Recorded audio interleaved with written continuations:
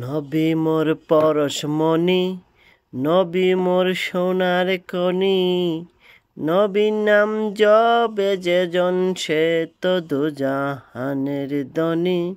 নবী মোর পরশমণি, নবী মোর সোনার খনি, নবীর নাম জপে যেজন সে তো দুজাহানের ধনী। এক বক্তা বলতেছে যে কাজী নজরুল ইসলাম নাকি 2টি গজল গেয়ে শিরিক করেছে। এর মধ্যে হলো নবী মোর পরশমণি, নবী মোর সোনার খনি, এই একটি গজল। অন্য গজলটি হলো আমার খবর মসজিদের পাশে দিও ভাই, যেন আমি ঘর থেকে মুয়াজ্জিনের আজান শুনতে পাই। এই 2টি গজল গেয়ে নাকি কাজী নজরুল ইসলাম শিরিক করে গেছে, এক বক্তা বলতেছে। আমি স্ক্রিপ্টটি ভিডিওর মধ্যে রেখে দিব, আপনারা সেখান থেকে শুনে নেবেন। ঠিক আছে, সম্পূর্ণ ভিডিও কিন্তু দেখতে হবে, তাহলে ঠিকই বুঝতে পারবেন। এবং কিছু কিছু বক্তারা সেটা কাজী নজরুল ইসলামের সম্বন্ধে প্রশংসা করলেন এবং প্রশংসা মন্তব্য করলেন। আদনান তাহা, মিজানুর রহমান আজারি, অলিউল্লাহ আশিকি এবং আরও অনেক বক্তারা বলছেন, প্রশংসা বলছেন। তাহলে চলুন স্ক্রিপ্টটি শোনা যাক, কি বলেছে বক্তা।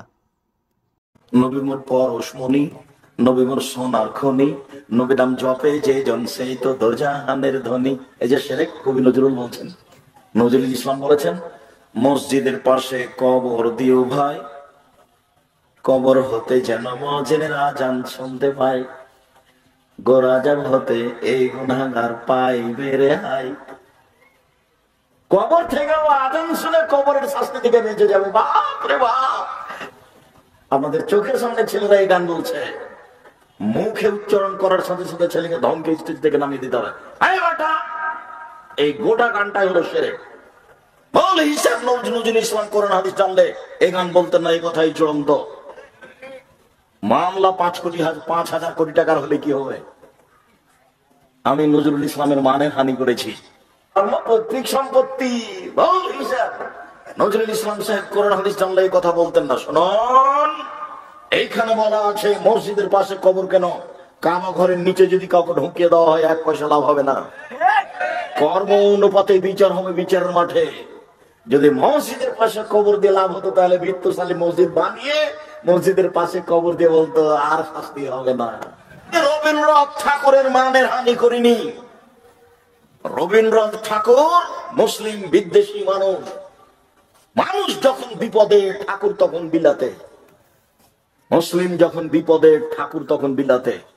ঠাকুর বলে যে ঢাকা বিশ্ববিদ্যালয়তে কি হবে? ওরা বাংলা অক্ষর চিনে না, বেটারা বিশ্ববিদ্যালয় বানায়, ওটাকে কাবা ঘর বানায়। ঠাকুরের কথা।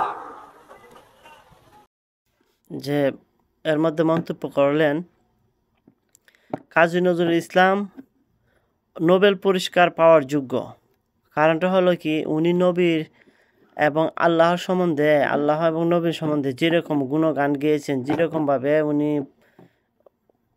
বলেছেন, তার জন্য নোবেল পুরস্কার পাওয়ার যোগ্য। রবীন্দ্রনাথ ঠাকুর পাইলেন, উনি জালালউদ্দিন রুমি এবং আরও কিছু মানুষের স্ক্রিপ্টগুলো নিয়ে নিজের নামে চালিয়ে দিছে, এর থেকে উনি নোবেল পুরস্কার পেয়ে গেছে। ঠিক আছে, কিন্তু এখানে কাজী নজরুল ইসলাম পাওয়ার যোগ্য। আচ্ছা, যাই হোক, অনেক বক্তারা অনেক মন্তব্য করেছে। আপনিও সেই মন্তব্য করে কমেন্ট বক্সে লিখে দিবেন যে আসলে এই আপনার মতামত কি।